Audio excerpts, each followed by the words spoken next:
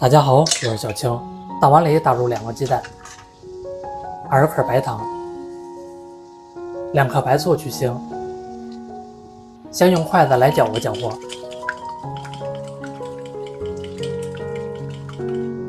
准備一個大蛋器，先用低速檔位打發。我每天都會分享一道家常美食食譜，感謝您在視頻下方為我點個讚及訂閱支持一下，非常感謝。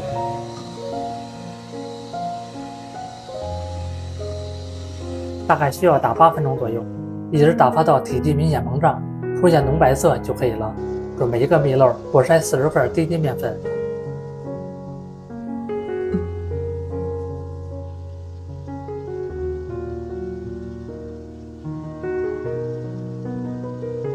來上下翻拌一下，麵粉混合均勻。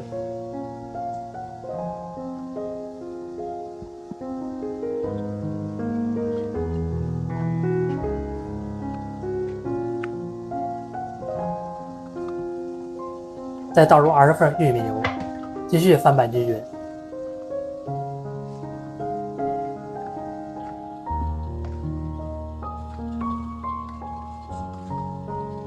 準備一個模具，下面墊上一張硅油紙，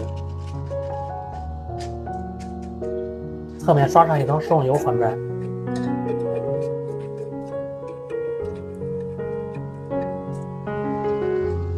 再倒入食材，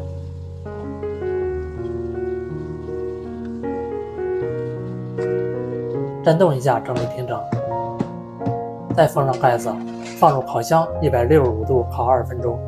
現在已經做好了。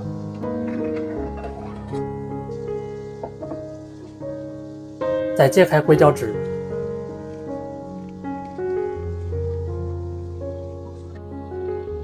這樣做出來的蛋糕蓬鬆暄軟，金黃金黃的顏色看着就很有食慾。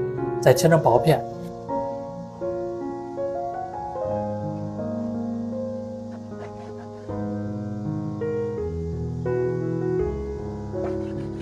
以後要是想吃蛋糕就這樣做，柔軟好吃，比蛋糕店的好吃，健康無添加。自從做一次，家裡人隔三差五點名讓我做，做法簡單零基礎，喜歡吃就趕快收藏起來試吧。